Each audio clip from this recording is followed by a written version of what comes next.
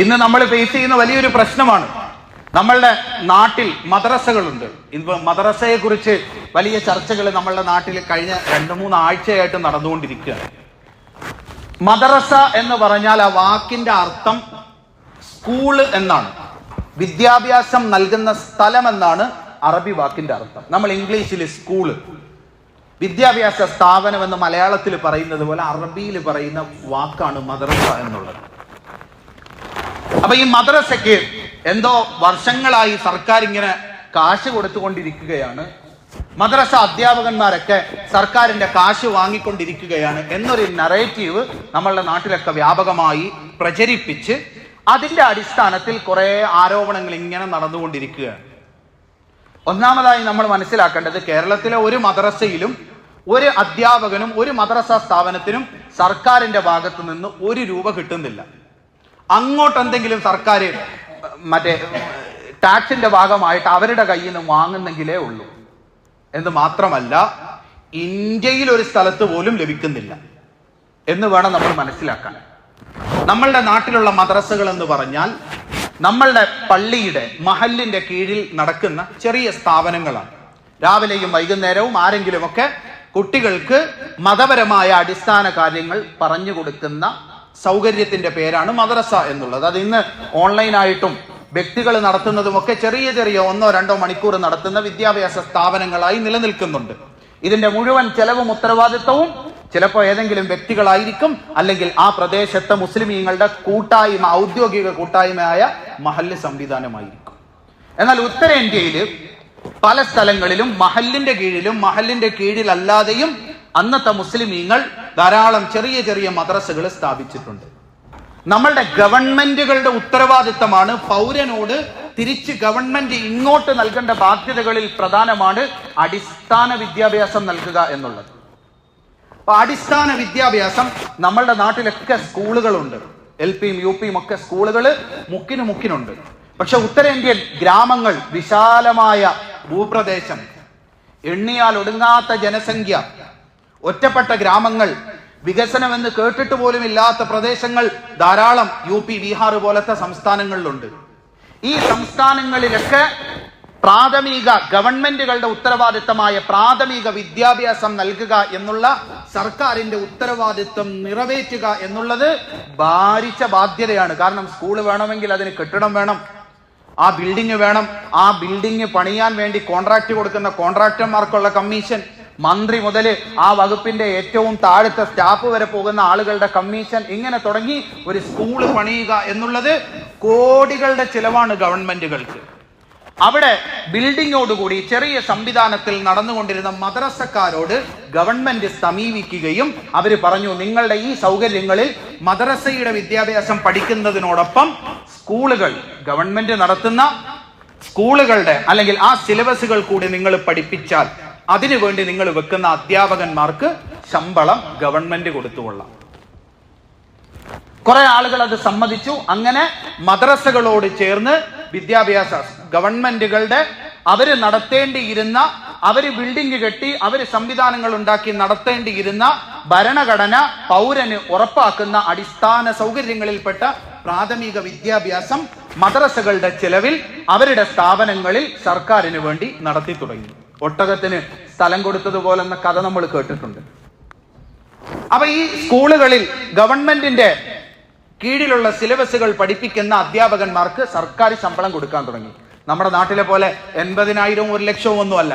2 ആഴ്ച മുമ്പാണ് മഹാരാഷ്ട്ര ഏക്നാഥ് ഷിൻഡെയുടെ നേതൃത്വത്തിലുള്ള മഹാരാഷ്ട്ര സർക്കാർ 6,000 രൂപയുണ്ടായിരുന്ന B.Ed കഴിഞ്ഞ ടീച്ചർമാരുടെ ശമ്പളം 16,000 ആയിട്ട് വർദ്ധിപ്പിച്ചത്. ഇതാണ് കൊടുക്കുന്നത്. അപ്പൊ ഇടയ്ക്കിടയ്ക്ക് ഇങ്ങനെ ഭീഷണിപ്പെടുത്തും. കാരണം സാമൂഹിക മാധ്യമങ്ങൾക്കും പത്രങ്ങൾക്കും ഒക്കെ എപ്പോഴും സെൻസേഷണലായ ന്യൂസുകൾ വേണം, വാർത്തകൾ വേണം. ഇടയ്ക്കിടയ്ക്ക് ആരെങ്കിലും ഒക്കെ ഇരുന്ന് പറയും, മദ്രസകളിൽ ഇങ്ങനെ സർക്കാർ സഹായം കൊടുത്തുകൊണ്ടിരിക്കുകയാണ്. ഈ 6,000 രൂപ ഇവര് ലക്ഷങ്ങൾ കോടികൾ ചെലവാക്കേണ്ട സ്ഥലത്ത് ആ നഷ്ടം കൂടി സഹിച്ചുകൊണ്ട് പല സ്ഥലങ്ങളിലെയും മദ്രസ സ്ഥാപനങ്ങൾ നടത്തിക്കൊണ്ടിരുന്ന ഈ മദ്രസയോട് ചേർന്നുള്ള വിദ്യാഭ്യാസ സ്ഥാപനങ്ങളിലെ അധ്യാപകർക്ക് കൊടുക്കുന്നതിനാണ് ഈ പറയുന്നത്. ഇതിങ്ങനെ പറയും എല്ലാവരും, മന്ത്രിമാര് മുതൽ ചായക്കടയിൽ ഇരിക്കുന്നവർ വരെ ചർച്ച ചെയ്യും. ചർച്ച ചെയ്ത് കൺക്ലൂഷനിലെത്തും. ഈ മദ്രസക്കാര് ഗവൺമെന്റിന്റെ, നമ്മുടെ ദേവസ്വം ബോർഡിന്റെ ഒക്കെ കാശ് മൊത്തം ശമ്പളമായിട്ട് ഈ മദ്രസയിലെ അധ്യാപകന്മാരും ഈ സംവിധാനങ്ങളും കൊണ്ടുപോവുകയാണ്. ഇപ്പൊ സുപ്രീം കോടതിയിൽ ജമിയത്തുൽ ഉലമാ ഹിന്ദ് കേസിന് പോയി, അത് സ്റ്റേ ചെയ്തു. ഇത് നടക്കാൻ പോകുന്ന പദ്ധതിയൊന്നും അല്ല. കാരണം ഇത് നിർത്തലാക്കിയാൽ ബാധ്യതയാണ്. ഇതിന് പകരമായി കെട്ടിടങ്ങൾ നിർമ്മിച്ച് സ്കൂൾ ഉണ്ടാക്കി ഈ പ്രദേശങ്ങളിൽ മുഴുവൻ വിദ്യാഭ്യാസ സ്ഥാപനങ്ങൾ നടപ്പിലാക്കുക എന്നുള്ളത് ഗവൺമെന്റുകളുടെ അടിസ്ഥാന ബാധ്യതയാണ്. അതുകൊണ്ട് അതിന് മുതിരുകയൊന്നുമില്ല. ഇടയ്ക്കിടയ്ക്ക് നമ്മളുടെ പത്രക്കാർക്ക് സെൻസേഷണൽ ന്യൂസ് ഉണ്ടാക്കാൻ വേണ്ടി ഏതെങ്കിലുമൊക്കെ സംസ്ഥാനത്ത് ഇലക്ഷൻ വരുന്ന സമയത്ത് ഇങ്ങനെ എന്തെങ്കിലുമൊക്കെ പറയും. എൻ്റെ അടുത്ത് കഴിഞ്ഞ ആഴ്ച 2-3 പേര് ചോദിച്ചു അതിനെക്കുറിച്ച് പറയാൻ എന്തെന്ന്. പറയേണ്ട ആവശ്യമില്ല. ഈ രൂപത്തിലാണ് കാര്യങ്ങളുടെ കിടപ്പ്. പിന്നെ ഇതിനെ മുതലെടുത്തുകൊണ്ട് നമ്മളുടെ നാട്ടിൽ നടക്കുന്ന മദ്രസകളെ പോലും മോശമായി ചിത്രീകരിക്കുന്നതിന് വേണ്ടി എന്തിനാണ് ചെറിയ കുട്ടികളെ ചെറിയ പ്രായത്തിൽ മതം പഠിപ്പിക്കുന്നത്? ഇത് തെറ്റല്ലേ എന്നൊക്കെയാണ് ഇപ്പം ചില യുക്തിവാദികൾ ചോദിക്കുന്നത്. ഒരു മനുഷ്യനെ സംബന്ധിച്ചിടത്തോളം അവന്റെ ബോധ്യങ്ങളും അവൻ മനസ്സിലാക്കിയ കാര്യങ്ങളും വിശ്വാസങ്ങളും അവൻ ജീവിതത്തിൽ പുലർത്തുന്ന കാര്യങ്ങളും അവന്റെ മക്കൾക്ക് ചെറിയ പ്രായത്തിൽ പഠിപ്പിച്ചു കൊടുക്കുക എന്നുള്ളത് മനുഷ്യന്റെ ആഗ്രഹമാണ്, അവന്റെ ബാധ്യതയാണ്. എല്ലാവരും ആഗ്രഹിക്കുന്നതാണ്. അറബിയിൽ ഒരു ചെല്ലുണ്ട്, അൽ വലതു സിർറു അബീഹി. മക്കൾ പിതാവിന്റെ പാരമ്പര്യമാണ്, ലെഗസിയാണെന്ന് നമ്മൾ പറയും. ഞാൻ മനസ്സിലാക്കിയ മൂല്യങ്ങളിൽ എൻ്റെ മക്കളും സഞ്ചരിക്കണം എന്നുള്ളത് എല്ലാവരുടെയും ബാധ്യതയാണ്. അതുകൊണ്ട് തന്നെ ഓരോ മതവിശ്വാസികളും അവരുടെ മക്കൾക്ക് അവർ മനസ്സിലാക്കിയ ഈ പ്രപഞ്ചത്തെക്കുറിച്ച്, ജീവിതത്തെക്കുറിച്ച്, മൂല്യങ്ങളെക്കുറിച്ച് അവർ മനസ്സിലാക്കിയ സത്യങ്ങൾ, അവർ മനസ്സിലാക്കിയ യാഥാർത്ഥ്യങ്ങൾ, അവർ വിശ്വസിക്കുന്ന വീക്ഷണങ്ങൾ മക്കളെ ചെറിയ പ്രായത്തിൽ തന്നെ പഠിപ്പിക്കും. അതിൽ ഒരു മതക്കാരും അതിൽ പിന്നിലൊന്നും അല്ല. മുസ്ലിം സമുദായത്തെ സംബന്ധിച്ചിടത്തോളം അതിനുള്ള സംവിധാനങ്ങൾ കാലങ്ങളായി ഔദ്യോഗികമായി ഉണ്ടാക്കി എന്ന് മാത്രം. എന്തിനേറെ പറയാം, ഇന്ത്യ കണ്ട ഏറ്റവും വലിയ യുക്തിവാദി, ഇന്ത്യയുടെ ആദ്യത്തെ പ്രധാനമന്ത്രിയായ നെഹ്റുവിന്റെ ഒരു പുസ്തകമുണ്ട്. ഈ 2030 അതിന്റെ 100ാം വാർഷികം ആഘോഷിക്കാനിരിക്കുകയാണ്. Letters from a father to his daughter. 1930 Allahabad ജയിലിൽ കിടന്നുകൊണ്ട് 11 വയസ്സ് പ്രായമുള്ള മസൂറിയിലെ സ്കൂളിൽ പഠിക്കുന്ന തന്റെ മകൾ ഇന്ദിരയ്ക്ക് എഴുതിയ 30ഓളം കത്തുകൾ വെച്ച് നെഹ്റുവിന്റെ ആവശ്യപ്രകാരം ക്രോഡീകരിച്ച പുസ്തകമാണ് ഈ പുസ്തകം. ആ നെഹ്റു മകൾ ഇന്ദിരയ്ക്ക് 10ാമത്തെ അല്ലെങ്കിൽ 12ാമത്തെ വയസ്സിൽ എഴുതിയ കത്തുകൾ വായിച്ചു നോക്കിയാൽ ആ കത്തിൽ എന്തൊക്കെ എഴുതിയിരിക്കുന്നത്? മതങ്ങളെ കുറിച്ച്, മതവിശ്വാസത്തെക്കുറിച്ച്, ഫിലോസഫി, ജീവിതത്തിൽ പാലിക്കേണ്ട മൂല്യങ്ങളെക്കുറിച്ച്, സത്യസന്ധതയെക്കുറിച്ച്, ലോകത്തിന്റെ ചരിത്രത്തെക്കുറിച്ച്, സാമ്പത്തിക ശാസ്ത്രത്തെക്കുറിച്ചൊക്കെ വിശദമായിട്ട് എഴുതിയിട്ടുണ്ട്. എന്തിനാണ് നെഹ്റു ഈ 10 വയസ്സ് പ്രായമുള്ള മകൾക്ക് കത്തിലൂടെ വിശദമായിട്ട് ഇങ്ങനെ എഴുതിയത്? അതിനെക്കുറിച്ച് നിരൂപണം നടത്തിയ എല്ലാവരും എഴുതിയിട്ടുണ്ട്. നെഹ്റുവിനെ പോലെ ഇന്ത്യ കണ്ട ഏറ്റവും വലിയ പണ്ഡിതനായിരുന്ന ഒരു പ്രധാനമന്ത്രി, ഏറ്റവും വലിയ ജനാധിപത്യവാദിയായിരുന്ന, യുക്തിവാദിയായിരുന്ന ഒരു പ്രധാനമന്ത്രി 10 വയസ്സ് പ്രായമുള്ള മകൾക്ക് തന്റെ വിശ്വാസവും താൻ മനസ്സിലാക്കിയ കാര്യങ്ങളും കത്തിലൂടെ എഴുതി പഠിപ്പിച്ചത് താൻ മനസ്സിലാക്കിയ വഴിയിലൂടെ തന്റെ മകൾ ഇന്ദിര പോകണമെന്ന ബോധ്യമുള്ളത് കൊണ്ടാണ് ചെറിയ പ്രായത്തിൽ അത് പഠിപ്പിച്ചത്. നെഹ്റു കത്തിലൂടെ മൂല്യങ്ങളെക്കുറിച്ച് മകളെ പഠിപ്പിച്ചു എങ്കിൽ മദ്രസക്കാരും അതാണ് ചെയ്യുന്നത്. ചിലപ്പോ 1 മണിക്കൂർ രാവിലെ അല്ലെങ്കിൽ വൈകുന്നേരം മദ്രസയിൽ ഇരുത്തി കൊണ്ട് പറഞ്ഞു കൊടുക്കും. ചിലപ്പോ ഓൺലൈനിലൂടെ പഠിപ്പിക്കും, ചിലപ്പോ പുസ്തകങ്ങളിലൂടെ പഠിപ്പിക്കും, ചിലപ്പോ ബോർഡിൽ എഴുതി പഠിപ്പിക്കും. ഇത് തന്നെയാണ് എല്ലാവരും ചെയ്തത്. അതിൽ നെഹ്റു പല കാര്യങ്ങളും മതത്തെക്കുറിച്ച്, എങ്ങനെയാണ് മതങ്ങൾ ഉണ്ടായത്, എങ്ങനെയാണ് ദൈവങ്ങൾ ഉണ്ടായത് എന്ന അദ്ദേഹത്തിന്റെ കാഴ്ചപ്പാട് പറഞ്ഞു എന്ന് മാത്രമല്ല, പറഞ്ഞു എവിടം വരെ പറഞ്ഞു? ആളുകൾ മതങ്ങളിലേക്ക് മാറാൻ തുടങ്ങിയതും ദൈവത്തെ കൊണ്ട് വിശ്വസിക്കാൻ തുടങ്ങിയതും ഭയത്തിന്റെ പേരിലാണ്. So religion came as first fear. മതങ്ങൾ ആദ്യം മനുഷ്യന്റെ മനസ്സിൽ പേടിയുണ്ടാക്കി. And whatever we done because of fear is bad.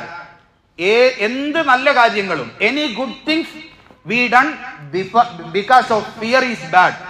ഏത് നല്ല കാര്യങ്ങളും പേടിയുടെ അടിസ്ഥാനത്തിൽ ചെയ്താൽ അത് തെറ്റാണ് എന്ന് നെഹ്റുവിനെ പോലെ ഇന്ത്യ കണ്ട ഏറ്റവും വലിയ പണ്ഡിതനായിരുന്ന യുക്തിവാദിയായ പ്രധാനമന്ത്രിക്ക് കത്തിലൂടെ തന്റെ മകളെ പഠിപ്പിക്കാമെങ്കിൽ അത് നെഹ്റുവിന്റെ പക്ഷപാതിത്വം നിറഞ്ഞ ചിന്തയുടെ അടിസ്ഥാനത്തിൽ മാത്രം രൂപപ്പെട്ട ആശയമാണ്. അതല്ല മതങ്ങൾ പഠിപ്പിക്കുന്നത്. മനുഷ്യൻ അവന്റെ ജീവിതത്തിന്റെ മൂല്യങ്ങളും കടമകളും സാമൂഹിക ബാധ്യതകളും ഉത്തരവാദിത്തങ്ങളും മറന്ന് അക്രമികളായി ലോകത്ത് ജീവിച്ചാൽ ദൈവത്തിന്റെ മുമ്പിൽ സമാധാനം പറയേണ്ടി വരും.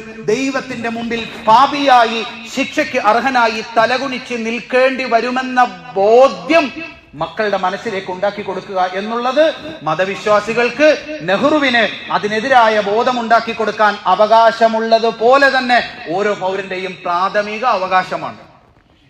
മതങ്ങൾ മനുഷ്യരുടെ ഇടയിൽ പേടിയുണ്ടാക്കി ആ പേടിയിലൂടെയാണ് നല്ല കാര്യങ്ങൾ ചെയ്യിപ്പിക്കുന്നത്. ആരെയെങ്കിലും പേടിച്ച് നല്ല കാര്യം ചെയ്യുന്നത് തെറ്റാണ് എന്ന് ഇന്ദിരയെ പഠിപ്പിച്ചു എങ്കിൽ അങ്ങനെ പേടിപ്പിച്ച് ചെയ്യലല്ല, മറിച്ച് മനുഷ്യൻ അക്രമിയായാൽ നാട്ടിലെ നിയമ സംവിധാനങ്ങളെയൊക്കെ കാശ് കൊടുത്തും സ്വാധീനിച്ചും പറ്റിച്ചും കബളിപ്പിച്ചും ഒക്കെ രക്ഷപ്പെടാൻ സാധിക്കുന്ന സാഹചര്യങ്ങൾ ഇവിടെ ഉണ്ടെങ്കിലും മനുഷ്യൻ അക്രമം കാണിച്ചാൽ അവന്റെ ഒരു ന്യായം കൊണ്ടും ഒരു തന്ത്രം കൊണ്ടും രക്ഷപ്പെടാൻ സാധിക്കാത്ത ദൈവത്തിന്റെ കോടതിയിൽ ശിക്ഷ അനുഭവിക്കേണ്ടി വരുമെന്ന ഭയം മനസ്സിലേക്ക് ഉണ്ടാക്കി കൊടുക്കുന്ന പണിയാണ് മതങ്ങൾ ചെയ്തത്. അല്ലാതെ മനുഷ്യനെ പേടിപ്പിച്ച് നല്ലത് ചെയ്യിക്കുക എന്നുള്ളതല്ല. മനുഷ്യന്റെ ജീവിതത്തിന് ഒരു ലക്ഷ്യമുണ്ട്, ഒരു ദൗത്യമുണ്ട്. നാം എവിടെ നിന്ന് വരുന്നു, എന്തിനു വരുന്നു, എങ്ങോട്ട് പോകുന്നു? ഈ 3 ചോദ്യങ്ങൾ ശാസ്ത്രത്തിന് ഒരിക്കലും ഉത്തരം നൽകാൻ സാധിക്കാത്ത, മനുഷ്യനെ ഏറ്റവും കൂടുതൽ ബാധിക്കുന്ന, അവന്റെ ജീവിതത്തിന്റെ ലക്ഷ്യത്തെക്കുറിച്ചുള്ള ഏറ്റവും പ്രധാനപ്പെട്ട 3 ചോദ്യമാണ്. ആ 3 ചോദ്യത്തിന്റെ ഉത്തരമായ മതങ്ങളുടെ അടിസ്ഥാന വിശ്വാസം മക്കളെ പഠിപ്പിക്കുന്ന പണിയാണ് മദ്രസകളിലൂടെ ചെയ്യുന്നത്. ഇത് ഓരോ പിതാക്കന്മാരും ചെയ്യേണ്ടതാണ്. പക്ഷെ നമ്മളൊക്കെ മദ്രസയിൽ പഠിക്കാൻ പോയ സമയത്ത് പഠിക്കാതെ നടന്നുകൊണ്ട് ഇപ്പൊ നമുക്ക് പഠിപ്പിക്കാൻ അറിയില്ല. അതിനുവേണ്ടി സംവിധാനം ഉണ്ടാക്കി നമ്മൾ അവിടെ വിടുന്നു. ഇത് നെഹ്റു ചെയ്താലും മുസ്ലിങ്ങൾ ചെയ്താലും ക്രൈസ്തവര് ചെയ്താലും ഹൈന്ദവര് ചെയ്താലും ഓരോ മനുഷ്യന്റെയും അവൻ കണ്ടെത്തിയ, അവൻ മനസ്സിലാക്കിയ സത്യങ്ങൾ ജീവിത മൂല്യത്തിലൂടെ തന്റെ മക്കൾ നടക്കണമെന്ന ബാധ്യതയുടെ നടക്കണമെന്ന ഉത്തരവാദിത്ത ബോധ്യത്തിന്റെ അടിസ്ഥാനത്തിൽ ചെയ്യുന്ന പണിയാണ്. ഇന്ദിര നടന്നോ ഇല്ലയോ എന്നുള്ളത് മറ്റൊരു വിഷയം. ആ കത്തിലെ ഏറ്റവും പ്രധാനപ്പെട്ട വാക്കായിട്ട് നെഹ്റു എഴുതിയിരിക്കുന്ന ഒരു കാര്യം നമുക്ക് കാണാൻ സാധിക്കും. നീ ഒരു കാര്യവും രഹസ്യത്തിൽ ചെയ്യരുത്. നീ ചെയ്ത ഒരു കാര്യവും രഹസ്യമാക്കി വെക്കേണ്ട അവസ്ഥയും നിനക്കുണ്ടാകരുത് എന്ന് ഇന്ദിരയ്ക്ക് പ്രധാനപ്പെട്ട 10 വയസ്സുകാരിക്ക് പ്രധാനപ്പെട്ട ഉപദേശം നൽകുന്നു. ഇത് തന്നെയാണ് മദ്രസയിലും പഠിപ്പിക്കുന്നത്. അൽ ഇസ്മു മാ ഹാക ഫീ സദ്രിക വകരിഹത അൻ യത്തലി അലൈഹി നാസ്. പാപം എന്ന് പറഞ്ഞാൽ നിന്റെ മനസ്സിൽ സംശയം തോന്നുന്നതും ആളുകൾ ഇത് കണ്ടാൽ നിന്നെ മോശക്കാരനായി ഗണിക്കുന്നതുമായ കാര്യങ്ങളാണ് പാപമെന്ന് അള്ളാഹുവിന്റെ റസൂൽ സല്ലല്ലാഹു അലൈഹി വസല്ലമ തങ്ങൾ പഠിപ്പിച്ച അതേ കാര്യങ്ങൾ നെഹ്റു മൂല്യങ്ങളായി പഠിപ്പിക്കുമ്പോ, അത് ഇംഗ്ലീഷിലെ കത്തിലൂടെ പഠിപ്പിക്കുമ്പോ, ഇവിടെ മദ്രസയുടെ കെട്ടിടങ്ങളിൽ അറബി ഭാഷ അത് മലയാളത്തിൽ ട്രാൻസ്ലേറ്റ് ചെയ്ത് മക്കളെ പഠിപ്പിക്കുന്നു. ഇത് യുക്തിവാദിയായ ഇന്ത്യയുടെ ജനാധിപത്യ വ്യവസ്ഥിതിയെ ഈ രൂപത്തിൽ രൂപകൽപ്പന ചെയ്യാൻ ഏറ്റവും വലിയ കാരണക്കാരനായ, തികഞ്ഞ പണ്ഡിതൻ എന്ന് പറയാൻ സാധിക്കുന്ന, ഡിസ്കവറി ഓഫ് ഇന്ത്യ എഴുതിയ, ഗ്ലിംസസ് ഓഫ് വേൾഡ് ഹിസ്റ്ററി എഴുതിയ, ഓട്ടോബയോഗ്രഫി എഴുതിയ മഹാപണ്ഡിതനായ നെഹ്റു ചെയ്തെങ്കിൽ ഇതേ പണിയാണ് നമ്മളുടെ നാട്ടിലുള്ള ചെറിയ ചെറിയ മദ്രസ സംവിധാനങ്ങളിലൂടെ നമ്മളൊക്കെ ചെയ്തുകൊണ്ടിരിക്കുന്നത്. ഇനി അതിനപ്പുറം, മനുഷ്യന്റെ ആഗ്രഹത്തിനപ്പുറം മതപരമായ ഒരു ബാധ്യത കൂടിയാണ്. അതിനി പൂട്ടിയാലും കെട്ടിടം പൊളിച്ചു കളഞ്ഞാലും വീട്ടിലായാലും പരസ്പരം എവിടെങ്കിലും ഒരുമിച്ചിരിക്കാൻ പറ്റുന്ന സംവിധാനങ്ങളിൽ അല്ലെങ്കിൽ ഓൺലൈൻ സംവിധാനങ്ങളിൽ നെഹ്റു ഈ കത്തെഴുതാൻ കാരണം, നെഹ്റു കത്തെഴുതുന്നത് ഇന്ദിരയുടെ 12ാമത്തെ പിറന്നാളിന്റെ അന്നത്തെ ദിവസമാണ്. അപ്പൊ ആ കത്തിനെ കുറിച്ച് നെഹ്റു തന്നെ പറയുന്നുണ്ട്, ഇന്ദിര അന്നത്തെ ദിവസം ധാരാളം ആളുകളുടെ കയ്യിൽ നിന്നുള്ള സമ്മാനങ്ങൾ പ്രതീക്ഷിച്ചിരിക്കുന്ന സമയത്ത് സമ്മാനങ്ങൾ കൊടുക്കുന്നതിന് പകരമാണ് ഞാൻ ഈ കത്ത് കൊടുത്തത്. അള്ളാഹുവിന്റെ റസൂൽ പറഞ്ഞു, ഒരു പിതാവിന് മക്കൾക്ക് കൊടുക്കാൻ സാധിക്കുന്നതിൽ ഏറ്റവും വലിയ സമ്മാനം അവന്റെ ജീവിത ലക്ഷ്യത്തെക്കുറിച്ചുള്ള അറിവ് അവന് പകർന്നു കൊടുക്കുക എന്നുള്ളതാണ്. ഈ പണിയാണ് നമ്മളുടെ മദ്രസ സംവിധാനങ്ങളിൽ നടന്നുകൊണ്ടിരിക്കുന്നത്. അതിനെ മോശമായി ചിത്രീകരിക്കുക, ചെറിയ പ്രായത്തിൽ പറഞ്ഞു കൊടുക്കുക. ചെറിയ പ്രായത്തിലാണ് കുട്ടികൾക്ക് പറഞ്ഞു കൊടുക്കേണ്ടത്. ആ പഠിക്കുന്നതനുസരിച്ച് അവൻ മാറുമോ ഇല്ലയോ മറ്റൊരു വിഷയം. നെഹ്റുവിന്റെ ചിന്തയ്ക്കനുസരിച്ച് ഇന്ദിര മാറിയോ ഇല്ലയോ എന്നുള്ളത് മറ്റൊരു വിഷയം. പീരിയോട് ഈ നെഹ്റുവിന്റെ കത്തിലെ ഉള്ളടക്കത്തെ കുറിച്ച് ചോദിച്ചാൽ കുറെ കാര്യങ്ങൾ പറയും. ഒന്ന്, ജീവിത ലക്ഷ്യത്തെക്കുറിച്ചുള്ള ബോധ്യങ്ങൾ ഉണ്ടാക്കി കൊടുത്തു. ഇതാണ് നമ്മൾ മദ്രസയിൽ ഈ അക്കീദ എന്ന് പറഞ്ഞു പഠിപ്പിക്കുന്നത്, ദീനിയാത്ത് എന്ന് പറഞ്ഞു പഠിപ്പിക്കുന്നത്. സാമ്പത്തിക ക്രയവിക്രയങ്ങളെ കുറിച്ച് 10 വയസ്സുകാരിക്കുള്ള കത്തിൽ എഴുതി. ഇതാണ് നമ്മൾ മദ്രസയിൽ പഠിപ്പിക്കുന്നത്. വേൾഡ് ഹിസ്റ്ററിയെ കുറിച്ച് എഴുതി, മനുഷ്യന്റെ ചരിത്രത്തെ കുറിച്ച്. ഇതാണ് നമ്മൾ മദ്രസയിൽ സീറയിൽ പഠിപ്പിക്കുന്നത്. അതേപോലെ ജനാധിപത്യ രാജ്യത്ത് മനുഷ്യരോട് എങ്ങനെ പെരുമാറണമെന്ന് പഠിപ്പിച്ചു. ഇതാണ് അഖ്ലാഖിൽ പഠിപ്പിക്കുന്നത്. പിന്നെ പഠിപ്പിച്ചു ഇന്ത്യയുടെ സ്വാതന്ത്ര്യ സമരത്തിൽ എങ്ങനെ പങ്കെടുക്കണമെന്ന്. ഇതാണ് ഇന്ത്യൻ സ്വാതന്ത്ര്യ സമരവുമായി ബന്ധപ്പെട്ട മദ്രസകളിൽ നമ്മൾ പഠിപ്പിക്കുന്ന ആ പുസ്തകത്തിൽ പഠിപ്പിക്കുന്നത്. നെഹ്റു കത്തിൽ പറയാത്ത ഒരു കാര്യം കൂടെ അധികം പഠിപ്പിക്കുന്നുണ്ട്. കാരണം നെഹ്റു എന്നുള്ളത് അദ്ദേഹം നിരീശ്വരവാദി അല്ലെങ്കിലും സന്ദേഹവാദിയായിരുന്നു. ദൈവമുണ്ടോ ഇല്ലയോ എന്ന് എനിക്കറിയില്ല, അതുകൊണ്ട് ആരാധനയുടെ ആവശ്യമില്ല. ആരാധനാ കർമ്മങ്ങൾ ഒരു മുസ്ലിമിന് അടിസ്ഥാനപരമായി ഉണ്ടാകേണ്ട നമസ്കാരം, നോമ്പ്, സക്കാത്ത്, ഹജ്ജ് ഇതുകൂടെ പഠിപ്പിക്കുന്നു. ഇതാണ് മദ്രസ സംവിധാനങ്ങളിൽ നമ്മൾ പഠിപ്പിക്കുന്ന കാര്യങ്ങൾ. അപ്പൊ അതുകൊണ്ട് മദ്രസയുമായി ബന്ധപ്പെട്ട് ഇങ്ങനെ എയറിൽ നിൽക്കുന്ന ധാരാളം ആരോപണങ്ങൾ നമ്മളിങ്ങനെ ദിവസവും കേട്ടുകൊണ്ടിരിക്കുകയാണ്. മീഡിയക്കാരെ സംബന്ധിച്ചിടത്തോളം അവർക്ക് ഇങ്ങനെ കൂടുതൽ ആളുകൾ ലൈക്ക് ചെയ്യുന്ന, കമന്റ് ഇടുന്ന, റീച്ച് കിട്ടുന്ന വാർത്തകൾ വേണം. അതിനുള്ള ഷോട്ടുകൾ അവർക്ക് വേണം. അതിനുവേണ്ടി ആരെങ്കിലും ഒക്കെ വിളിച്ചുകൊണ്ട് വന്നിരുന്ന എന്താണ് മദ്രസ എന്ന് പോലും അറിയാത്ത ഉത്തരേന്ത്യൻ സംസ്ഥാനങ്ങളിൽ നിലനിൽക്കുന്ന കേന്ദ്രം അധ്യാപകന്മാർക്ക് ശമ്പളം കൊടുക്കുന്ന ആ പദ്ധതി എന്താണെന്നും അതിന്റെ സംവിധാനങ്ങൾ എന്താണെന്ന് പോലും അറിയാത്ത ആളുകൾ ഉത്തരേന്ത്യൻ സംസ്ഥാനങ്ങളിൽ പല സ്ഥലത്തും സ്കൂളുകളുമുണ്ട്. അതിനെക്കുറിച്ച് പഠിക്കുന്ന വിദഗ്ധരായ ആളുകൾ അവരുടെ റിപ്പോർട്ടുകളിലൊക്കെ കാണാം. പല സ്ഥലത്തും 200-300 കുട്ടികൾക്ക് അഡ്മിഷൻ രജിസ്റ്റർ ചെയ്തിട്ടുണ്ട്. 20-30 കുട്ടികളാണ് വരുന്നത്. 10-15 അധ്യാപകന്മാർക്ക് പകരം ആഴ്ചയിൽ 2-3 ദിവസം ഒരു അധ്യാപകൻ വന്ന് എല്ലാവരുടെയും ഒപ്പിട്ട് പോകുന്ന അവസ്ഥ. 20 കുട്ടികൾ വരും, 300 ആളുകളുടെ ഉച്ചക്കഞ്ഞിയുടെ വിഹിതം എഴുതിയെടുത്തുകൊണ്ട് പോകുന്ന തകർന്നു കിടക്കുന്ന ഉത്തരേന്ത്യൻ ഗ്രാമങ്ങളിലെ വിദ്യാഭ്യാസ സംവിധാനത്തെ, ഗവൺമെന്റുകളുടെ അടിസ്ഥാന ബാധ്യതയെ താങ്ങി നിർത്തുന്ന പണിയാണ് മദ്രസകൾ ചെയ്തത്. അങ്ങനെ ചെയ്ത ഏതെങ്കിലും മദ്രസകളുടെ ഈ അധ്യാപകർക്കുള്ള ശമ്പളം പിൻവലിച്ച് പൂട്ടുന്നെങ്കിൽ അങ്ങനെ അതങ്ങ് പൂട്ടട്ടെ എന്ന് തന്നെയാണ് നമുക്കും പറയാനുള്ളത്. പകരം സംവിധാനം ചെയ്യട്ടെ. അതിന് എന്തെല്ലാം വിദ്വേഷ തരത്തിൽ അടുത്ത ഒരാൾ പറയുന്ന കേട്ടു, ബീഹാറിലെ ചില മദ്രസകളില് പാകിസ്ഥാനിലെ സിലബസ് ആണ് പഠിപ്പിക്കുന്നത്. മദ്രസയിൽ പഠിപ്പിക്കുന്നത് അതാത് സംസ്ഥാനങ്ങൾ ഇറക്കുന്ന വിദ്യാഭ്യാസ നയത്തിന്റെ ഭാഗമായിട്ടുള്ള സിലബസ് ആണ്. മാത്സ് പഠിപ്പിക്കും. ഇന്ത്യയിലായാലും പാകിസ്ഥാനിലായാലും ഇസ്രായേലിലായാലും സൗദി അറേബ്യയിലായാലും അമേരിക്കയിലായാലും ഒരേ ഗുണനപ്പട്ടികയാണ് പഠിപ്പിക്കുന്നത്. ഇന്ത്യയിലായാലും പാകിസ്ഥാനിലായാലും സൗദി അറേബ്യയിലായാലും ഇസ്രായേലിലായാലും ഖുർആൻ ഒരേ ഖുർആൻ തന്നെയാണ്. ഇംഗ്ലീഷിന് ഒരേ നിയമമാണ് എല്ലാ രാജ്യത്തും. സയൻസിൽ പഠിപ്പിക്കുന്ന എവല്യൂഷൻ എല്ലാ രാജ്യത്തും ഒന്ന് തന്നെയാണ്.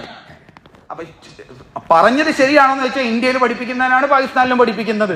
അത് തന്നെയാണ് ശ്രീലങ്കയിലും പഠിപ്പിക്കുന്നത്, ഇസ്രായേലിലും പഠിപ്പിക്കുന്നത്, സൗദിയിലും പഠിപ്പിക്കുന്നത്. കാരണം വിദ്യാഭ്യാസം എന്നുള്ളത്, വിഷയങ്ങൾ, സബ്ജക്റ്റ് എന്നുള്ളത്, അതിലെ നിയമങ്ങൾ, അതിലെ തിയറികൾ, അതിലെ ലോകൾ എല്ലാം ഒന്നാണ്. അപ്പൊ അതിന്റെ അടിസ്ഥാനത്തിൽ പറയാൻ എന്തെങ്കിലും കാരണം, എന്തിനാ നിങ്ങൾ കൂട്ടുന്നത്?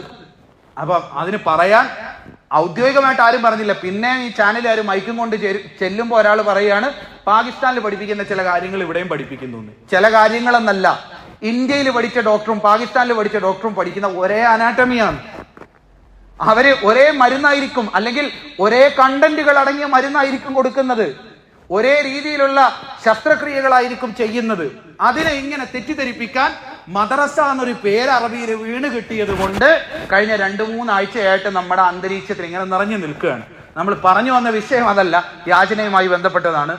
ഇത് ഇടയ്ക്ക് പറഞ്ഞതുകൊണ്ട് മാറിപ്പോയതാണ്. ഇതിന്റെ ബാക്കി ഇൻഷാ അല്ലാഹ് യാചനയുമായി ബന്ധപ്പെട്ട കാര്യങ്ങൾ അടുത്ത ആഴ്ചയിൽ പറയാം.